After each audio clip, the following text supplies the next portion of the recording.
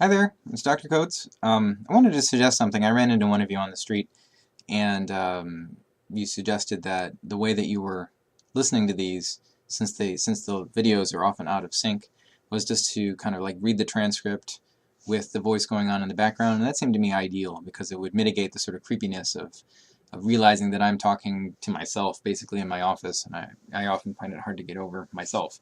Um, and if it's not even true that the words are coming out of my mouth at the same time that you see them on your screen, then it has sometimes occurred to me that perhaps I ought to just provide audio rather than video. Although I think with the streaming, it probably isn't taking up too much room on the on either the Blackboard server or anybody's desktop, unless you're downloading these things from YouTube. So maybe it doesn't matter, but in case that hadn't occurred to you, I just wanted to bring it up because it seemed like an ingenious solution to how to go about listening to these things.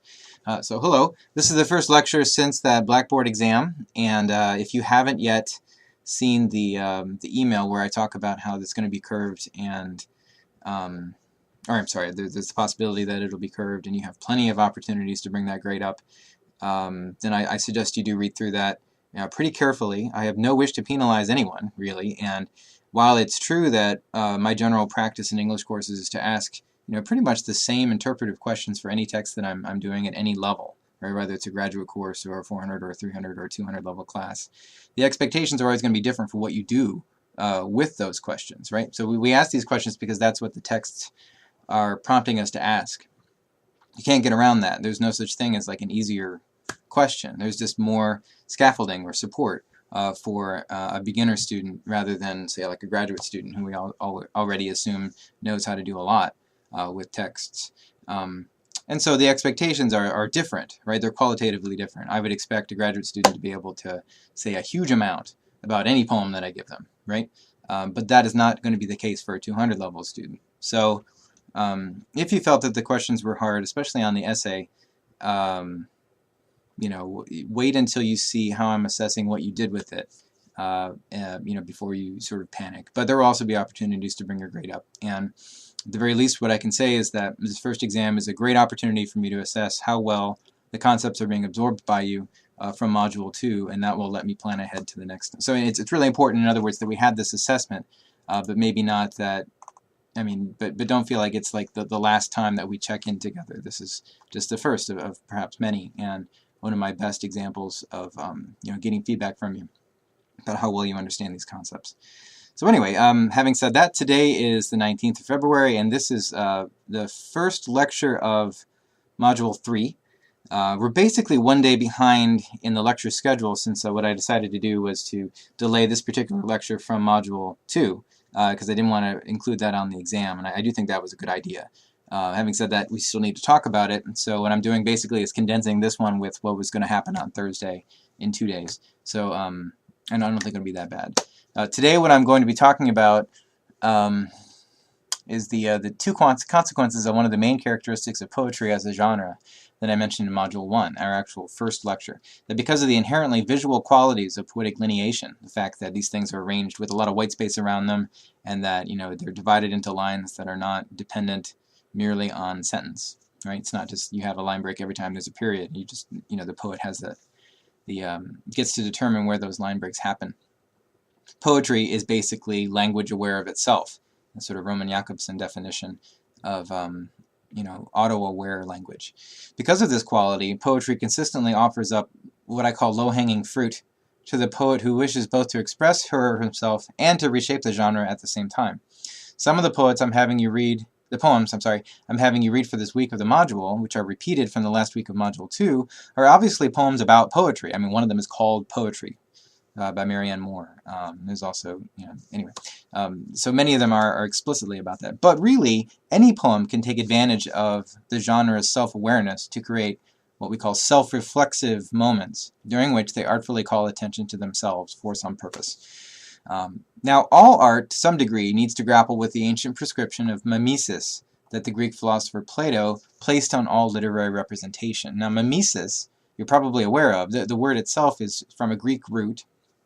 It has the same root that we see in the word mimeograph, which was like an old school hand crank copier that existed before the days of the Xerox, and which I had in elementary school because I'm an old guy.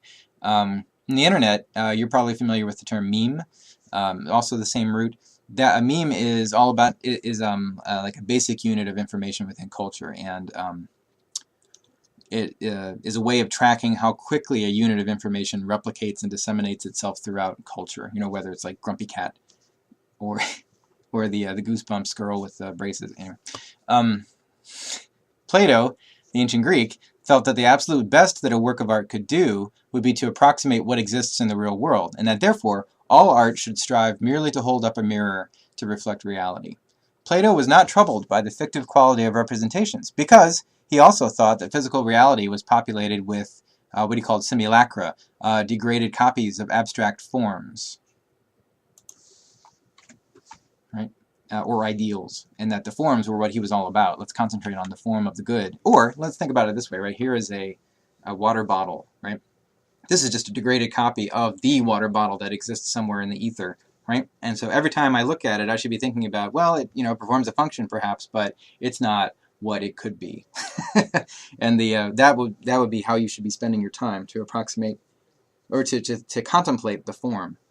And that the best that I could do as a manufacturer of water bottles, here it is again, is to try to get closer and closer to that form rather than to adorn it with silly tricks and whistles. So having said that, the Platonists were not realists. They weren't people that said you need to make your depiction of the form as realistic as possible, because what would that mean? It's all about how well you're imagining that ideal.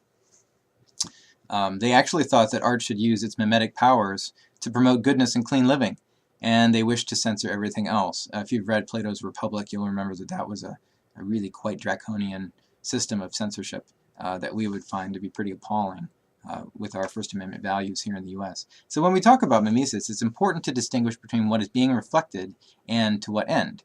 An Impressionist painting, landscape painting, for example, may not look much like the photograph taken of the subject of the painting. I think Starry Night by Vincent van Gogh, or Monet's Water Lilies. I mean, you can see where they're going, or where they get it, but it's not as if you put it up next to like a photograph of water lilies. The photograph looks much more like the actual water lilies appear to all of us than the Impressionist painting. But you could still call that mimetic of the artist's vision, right? I mean, it could be that Van Gogh was a troubled soul who saw things differently than you and I, and so what he was trying to do was not so much to provide a photograph, because he could have just taken a picture at that point, but to paint it as he saw it, right? And that is a way of holding up a mirror, in this case to his vision, which is much more subjective than objective. Nevertheless, most of the time when we talk about mimesis, if you're going to use the term at all, people use it in order to in order to talk about the practice of making a copy in art of objective reality, to whatever extent that is possible. It's also common that a poet may try to use the mimetic function of poetry to replicate reality in order to comment on it, and this is again why you're doing the self-reflexive moment, either to praise or to blame something or to critique it. Again, in a very real sense, all art always has the power to reflect reality, and by the power of its reflection, to suggest ways that the real world could and should be different. I would call this an axiom about art, right? So let's say there's something about American culture that I dislike very much. Maybe that's one of the reasons why I want to write a poem or a novel or something, in order to represent it. And then because it's slightly different than what you and I are experiencing, it's something that has boundaries, right? We can look at it and decide for ourselves whether the example and the representation is just, right? And if we decide that it isn't, and we also have a sense that it's like something in the real world, maybe that would be a way of suggesting that we all ought to change the real world and make it better, right? So think about, say, any of the novels that have had a really profound impact on society, like Uncle Tom's Cabin, which many people, by Harriet Beecher Stowe, which many critics regard as one of, a book that actually had a contributing influence on the American Civil War, because it, made everyone so incensed against slavery. Not everyone, but many Northerners became quite passionate in their abolitionist beliefs. Or a book like The Jungle by Upton Sinclair, which had such a grotesque representation, but realistic representation of the appalling practices that were going on in the meatpacking industry, that laws to reform the practice of how we make sausage in this country were passed very quickly after its publication because people were so completely grossed out, right? That would be representations in order to critique. But, of course, some artworks do this sort of critique much more explicitly. I'm sorry, the sort of reflection in order to critique much more explicitly than others. If the representation is meant to suggest a similarity between something in the real world and something within the artwork, then we should call that an analogy. If you think the representation is actually meant to be mapped onto the real world, you should call that an allegory, right? By mapped on, I mean that every detail or character within the representation is meant to like apply, and there's like a one-to-one correspondence between my water bottle and the Speaker of the House. I don't know how that would be, but they're fairly elaborate, these allegories, when we find them, and so that's kind of how you know.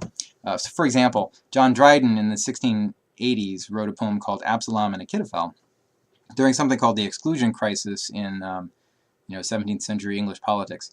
That was a crisis that occurred when some Protestant English people favored the illegitimate son of Charles II to be the heir to the throne instead of the king's brother, who was older, and later did become James II, but then was deposed in the Glorious Revolution of 1688 because his brother was Catholic. Because the future James II was a Catholic, and most English people at that time were Protestants, and they didn't want another Catholic king. The poem, Dryden's poem, recounts the biblical story of King David's son Absalom, who unfortunately rose up against his father thanks to the bad advice of the court advisor Achitophel. In this case, Dryden means to replicate the court intrigue of the Earl of Shaftesbury in London and his cronies, all of whom are called out in the poem as having given bad advice to Charles's illegitimate son, the Duke of Monmouth.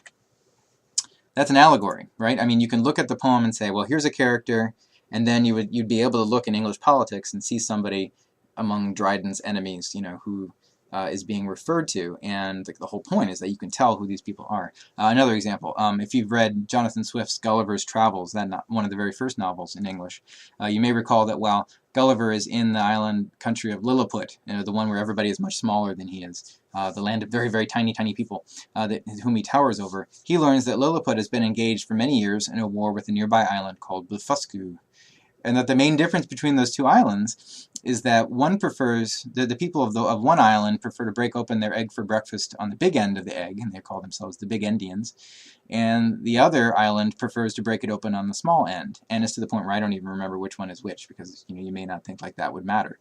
Both islands like eggs for breakfast. This is a fairly straightforward allegorical satire of the rivalry between France and England, in which the Protestant belief in what's called consubstantiation is contrasted with the Catholic belief in transubstantiation, having to do with the Eucharistic sacrament. But both countries are Christian, right? And so by satirizing, by replicating with a difference, kind of like this is similar to the absurdity of getting into wars about, what to call what happens during the sacrament. He's made that into, instead of, something about like, the presence of divinity within your midst in the form of bread, you would instead be talking about like how you're going to break open your egg for breakfast, which is ludicrous, right? But Swift's point would be, well, so is this other religious conflict, right? That's allegory, because you're supposed to see, well, this is France, this is England, this egg breaking is like breaking of bread, right? And that would be how the allegory actually functions. Analogy is a little bit trickier, and I would actually say a little bit more powerful than allegory.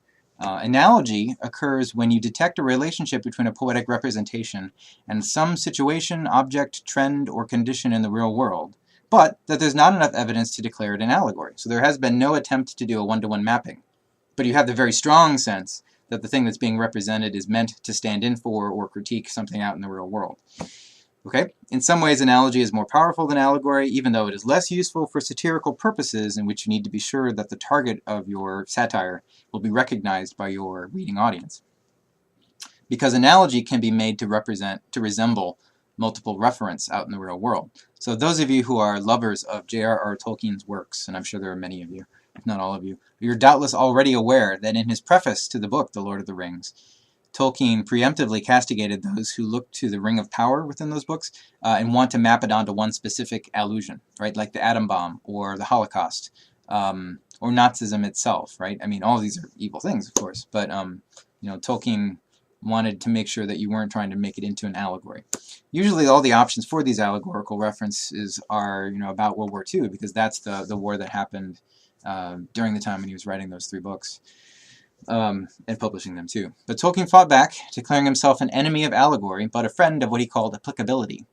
That if the reader saw similarities between evils in the fantasy world of Middle-earth and evils out in regular Earth, and then wished to change the real world because they found the comparison striking or profound, then that was awesome. That was, one of the reasons why you would write a fantasy book, that is very much dissimilar to the real world, but within which you could set up some situations that are like what we're doing here in real world, right? And then say, well, if you find this unjust, then let's make sure to change it out in the real world as well. But by suggesting that the ring could mean only one thing, readers were forcing his novels to be unnecessarily reductive. It's not just one thing, it's many things, or at least potentially many different types of evil. And in truth, I agree that the Ring of Power is a pretty complex symbol, at least as in the way that Tolkien has written it. I think probably in the movies too, but we could talk about that if you disagree.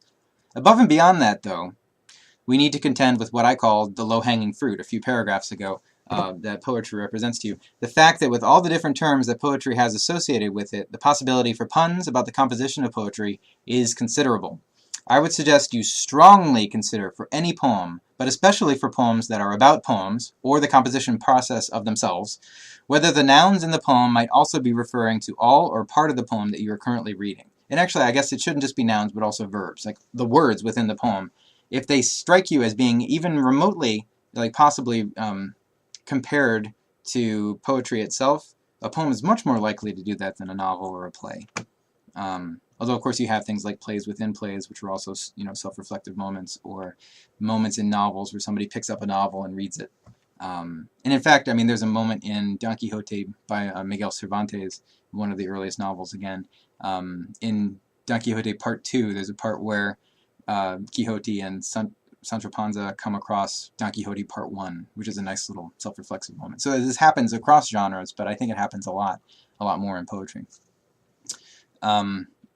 So that there are these possibilities for puns about the composition process, and here's what they look like. If you see mentions of feet, or foot, or measure, or numbers, or skipping, running, walking, moving, or the absence of movement, standing, stopping, hopping, lurching, jumping, they all may be references to the meter of the poem, right? About how the words proceed within the poem. Mentions of figures, as in my mistress's figure, the sort of sexy profile that we all have. Well, not all of us. And synonyms for vehicles or substitutions, they may be references to metaphors. There's a poem by A.C. Swinburne called Awiakwe Wale, in which he has the line about Baudelaire, he trod no tropic feet, which has like 3 awesome self-reflexive qualities to it, like trod or treading. It would be like stepping, and that's a thing for measure.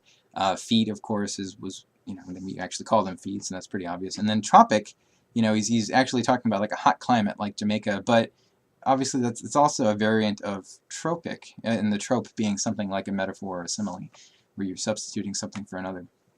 Anyway, climates, moods, and emotions, they help set the tone of the poem, but they also can self-reflexively refer to the process of either creating, if you're the poet, or assessing, if you're the reader, the tone of that poem. So that can be self-reflexive. If you see any talk of structures, like houses, or a house, or rooms, or a building, they can refer sometimes to the poetic stanzas of a poem, as happened in the last line of Sestina that you read from Module 2 by Elizabeth Bishop, in which the speaker talks about the child drawing another inscrutable house, which is a veiled self-reflexive hint that the child that's referred to within the poem will grow up to be a poet, much like Bishop herself, perhaps because of the formative experience she's just gone through. Like another inscrutable house is the type of stanza that Elizabeth Bishop tends to write. Fairly inscrutable, because she valued her privacy very highly. But probably most of all, in this category of things that are like giveaways that the poem is being self-reflexive, any mention of containers, whether sealed or unsealed, or vessels, or letters, like an envelope that you would open up, or somebody shouting or speaking, something which is being built or has been built in its entirety, and especially songs. Anytime you see a song, I would like you to to consider whether or not that song refers to the poem itself. Like even something like when Corinna goes a-maying, she's playing an instrument and singing at the same time, and that is a figure for the poem itself. They're just all over. The more you look for them, the more you will find them, and it's just a fun thing that we can do with poems. I'm not insisting that every instance of suspected self-reflexivity must be a self-reflexive moment, but I want you to be alive to the possibility that it is actually happening, and that it means something that if you're not considering it, you're going to miss. So what do we do when we notice one of these self-reflexive moments? I think the model I proposed above, to consider first whether it's like a reflection that is meant for some purpose, whether, like an earnest reflection, this is like that, and we can learn from it, or an ironic reflection, this has been made to resemble it, but they're really not all that the same. Or the second possibility that it's a potential critique. That's going to stand you in good stead if you hold those two things. Although I want to also be clear that there are other possibilities as well, and I don't want to be reductive about that. It's not merely is this positive or is this negative in terms of this comparison. But you got to be aware that the presence of self-reflexivity raises the probability of irony. So even in somebody like Anne Bradstreet, who is a Puritan and generally not a very ironic person, her poem, the author to her book, which you read in Module 2 and which was on the exam, is extensively, nearly unremittingly humble, to the point where it's even a little bit, like cringe-inducing, I think, that someone could have that level of humility and have any confidence whatsoever. And yet, after all, the poem, the speaker is talking about to her book, as if, she's the creator and mother of the book. It's hard to believe that she doesn't like the book even just a little bit. I want to believe that she does. And the poem can't be all that bad, or it wouldn't have been published and then anthologized over and over again for nearly 300 years. Actually, I think it's been over 300 years since it was first written. So, it's disingenuous to act as though it's this, stuff on a rock that you found as you were walking out one day. No, this was a constructed artwork, and it's pretty good. So, there's even though the tone of the poem is completely earnest, the self-reflexivity of the poem is working against that earnestness in order to resist, that sort of 100% humility, and to suggest slyly that actually this is pretty good stuff that you're reading.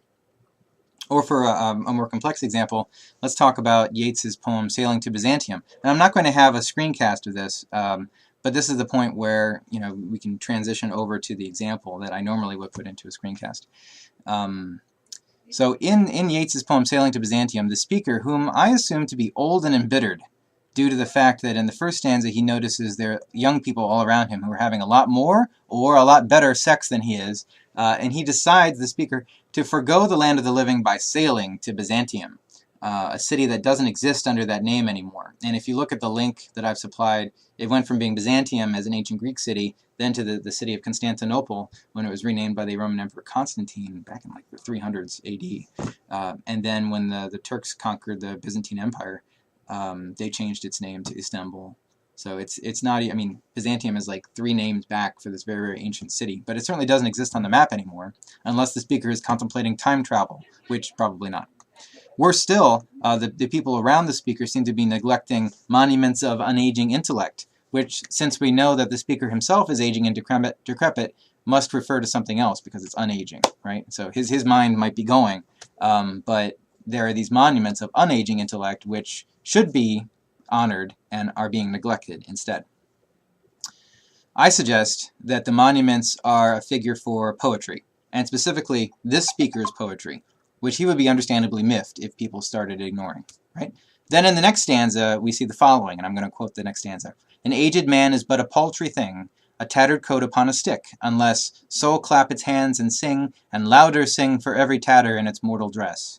Nor is there any singing school, but studying monuments of its own magnificence, and therefore I have sailed the seas and come to the holy city of Byzantium.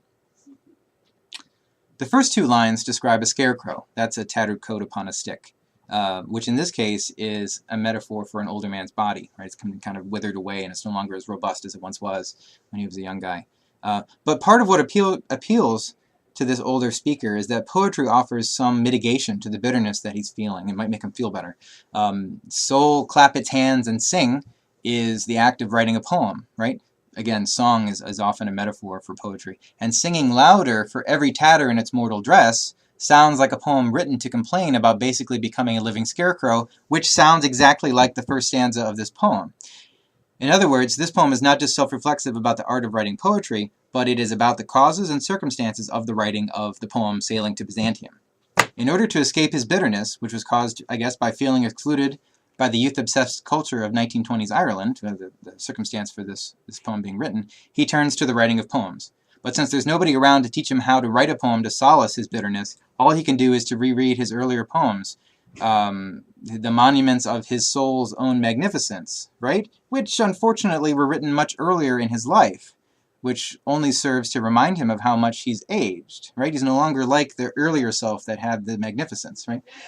Also, another problem, turning away from the world in order to concentrate almost purely on poetry only redounds to his first problem, which is that he felt excluded and isolated. And so if he stops, paying attention to or interacting with the land of the living and just goes to pure contemplation of poetry, it's not gonna be helped, and it just becomes a vicious cycle, or nastily self-reinforcing problem, such that he feels eventually that the only thing he can do, and that's the therefore, is to leave for Byzantium, wherever that is. Some interpret that sailing to mean dying, like this is a self-elegy. I'm about to die, although he lives for another 11 years. I mean, I'm sorry, the actual Yeats lived for another 11 years. Some interpret this to, like, an imagining of what it would be like to become a poem or to stop aging. And in truth, that's the only way that anybody ever encounters Yeats nowadays, since he died in 1939. The poem doesn't end there, but continues on for 2 stanzas that describe what life would look like from within a world that truly values men of letters in their unaging guise, like in their unaging form. And I don't want to say too much in case you wish to think through this poem for your journal entries this Friday, but do consider whether or not you feel like the speaker gets off the boat, and whether or not Byzantium is all it seemed like it was going to be cracked up to be, because he had his reasons for leaving, right? And then he describes what it's like, at least, looking at Byzantium. And then he makes some conjectures about what it's going to be like, but, maybe it's not what he thought it was going to be. So, anyway, that is it for today, and I will have another video lecture for you on Thursday. Look forward to that.